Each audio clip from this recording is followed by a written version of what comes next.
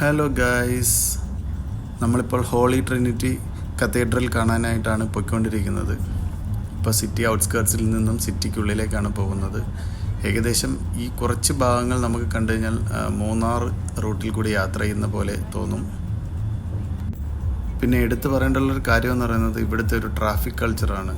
ചെറിയ ബ്ലോക്ക് വന്നാലും വണ്ടിയൊന്നും ആവശ്യമില്ലാതെ ഓവർടേക്ക് ചെയ്ത് കയറാതെ ലൈനിൽ നിന്ന് ക്യൂ പാലിച്ചാണ് അവർ പോകുന്നത്. ഞങ്ങളങ്ങനെ അവിടെ എത്തിയ സമയത്ത് അവിടെ പ്രാർത്ഥന നടക്കുന്ന സമയമായിരുന്നു. അങ്ങനെ പിന്നെ കുറേ നേരം അവിടെ വെയിറ്റ് ചെയ്യേണ്ടി വന്നു. അപ്പം ഞങ്ങളുടെ കൂടെ ഉണ്ടായിരുന്ന ഗൈഡ് പറഞ്ഞു ഇതിൻ്റെ ഫ്രണ്ടിലായിട്ട് റീൽ എടുക്കുന്നൊരു പോയിൻ്റ് ഉണ്ടെന്ന്. അപ്പോൾ പിന്നെ ഞങ്ങളായിട്ട് എന്തിനാണ് കുറയ്ക്കുന്നത്, തിരിഞ്ഞും പിരിഞ്ഞും നോക്കില്ല, ഞങ്ങളും എടുത്തൊരു റീല്. അങ്ങനെ ഒരുപാട് നേരത്തെ ഒരു കാത്തിരിപ്പിനൊടുവിൽ ഞങ്ങൾ കത്തീഡ്രലിന് ഉള്ളിൽ കയറി. ഇവിടെ ഓർത്തഡോക്സിൻ്റെ ഒരു ചർച്ചാണിത്.